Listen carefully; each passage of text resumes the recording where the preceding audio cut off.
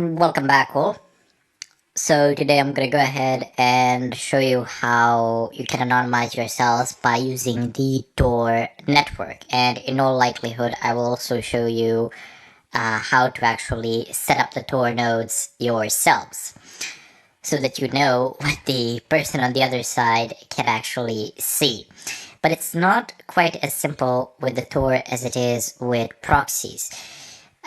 First of all, because you are never going through a single hop in the Tor network like you are doing so with a proxy. Well, with a proxy you can choose whether you wish a single hop or whether you wish multiple hops to occur or whatever. But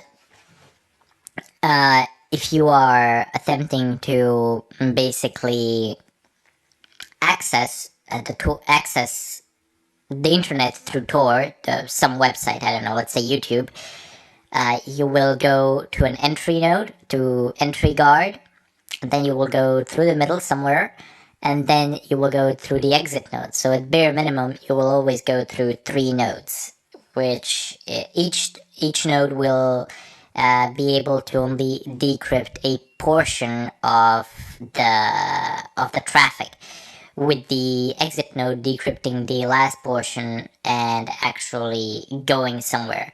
So in the Tor network, the entry point actually sees who is using it, and the exit point sees where the traffic is going. But at the end, the exit node does not know who is making the request, and the entry node does not know what the content of the request actually is. It just knows who is making it.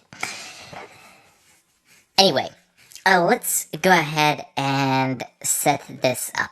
So what I'm going to show you now is how to use a Tor browser, not how to use a Tor as a service. Tor as a service, I do believe that in all likelihood I'll show that in some later on.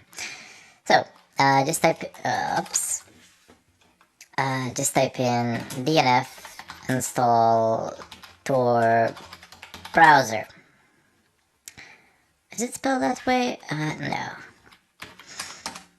How about this? No. Okay, no big deal. DNF search Tor grep-i browser. And it's Tor browser launcher, okay. Let's just go ahead and copy that. DNF install. And it's already installed, so there is nothing to do. Now, a keynote here. Do not run the Tor browser as root. In fact, you shouldn't run any browser as root. That's universally a stupid thing to do. And you really shouldn't run it as root. I mean, you can run it for some testing purposes or whatever, but generally, as at 99% of the time, that is an extremely bad idea. I've actually seen on the net a lot of tutorials with Kali Linux, and a lot of people seem to be running Tor as root and are showing other people to run, and instructing other people to run Tor and any other browser as root, not actually explaining the consequences of doing so. If your browser, by any chance, gets exploited by anything, that certain exploit will have root privileges on your system, which will be hilarious. So yeah, just kind of don't do it. And down below, it's a normal user, so Tor browser, like this. No, Tor browser launcher. You're killing me here. Okay, so ls bin grep-i Tor. It's Tor browser launcher. How am I misspelling this? Tor browser launcher. There we go. So, hey, by the way, if one of your executables programs like this don't work, take a look in the bin. Take a look in the bin directory, like I did. I listed everything in the bin directory, and then I grepped the ones that contained the word Tor in them. Okay, let's go ahead and launch the Tor browser. It says here connecting to the Tor network, and it's establishing the series of nodes, and it opens up and pops like this. If you use full screen, it's going to give you a warning that the devices might actually, that these sites could actually determine the monitor size, which in turn can be used to track you, etc. But that's not that big of a deal, just saying. You have no script here enabled, so that's gonna block some of the JavaScript depending on how it is configured. Now, what can you do with a Tor browser? Well, let me go ahead and show you. I'm gonna go ahead and display in parallel. Well, for one thing, you can browse the .onion domains, which you cannot actually access from the regular net. No way you can do that. So let me go ahead and type in here, what is my IP? And let me go ahead and type in down below, what is my IP? Okay, no, I don't want to open up a site, doesn't really matter. So here it says like some IP that belongs to me, and the other one is God knows where. So I wonder what anonymous proxy, where did I actually exit? Which exit node did I use? It would seem that I have the site seems to be broken. Okay.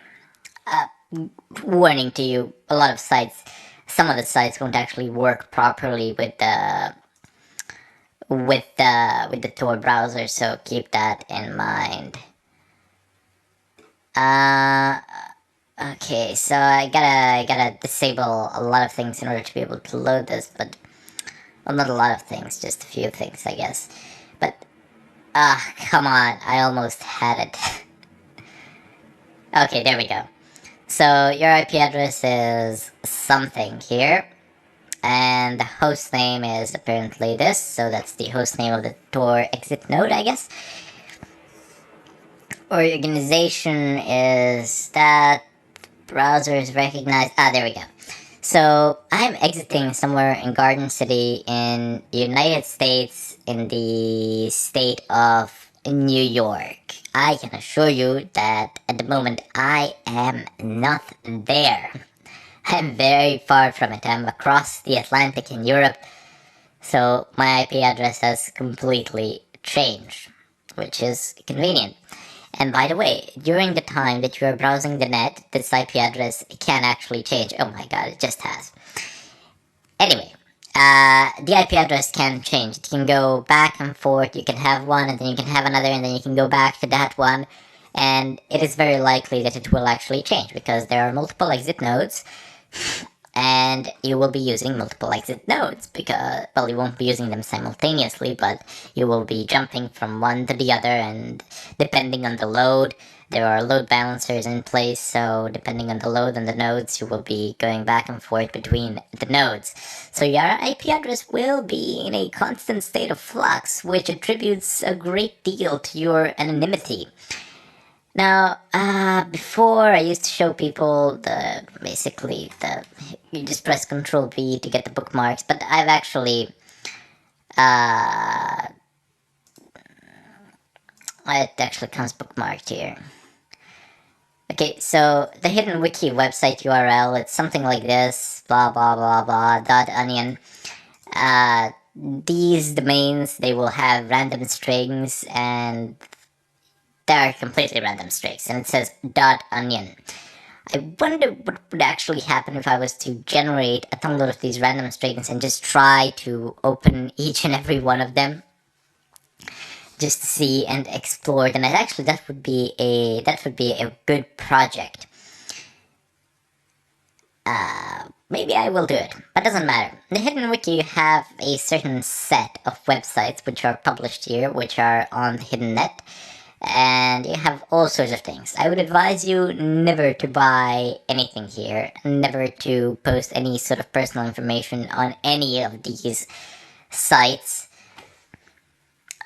Just a friendly advice, but you can. What I like the most about the Hidden Wiki are the links to certain forums, and you get some really nice forums here that you can get a lot of answers from. Technical things that some of them which are not published on the net or on the regular net, or some of the answers which you won't actually get on the regular net because people won't tell you, etc. You also have a lot of bad things like the drug market and stuff like that, but that's completely irrelevant and besides the point. Anyway, I advise you never to actually run your credit card here. Definitely don't use your credit card here, for God's sakes. That's such a bad idea. And don't, I would advise you not to actually register any sort of personal information. But I generally use Tor to actually, to when you want to be hidden or when you want to bypass certain regulations of the country, you would be able to use it and then go out onto the net. But also visit the .onion domains which you cannot access on a regular basis. But it all comes down to trust, whether you trust the people running the Tor nodes. Anyway, I'm gonna go ahead and bid you farewell here and hope to see you in the follow-up or the next tutorial, whatever that might be.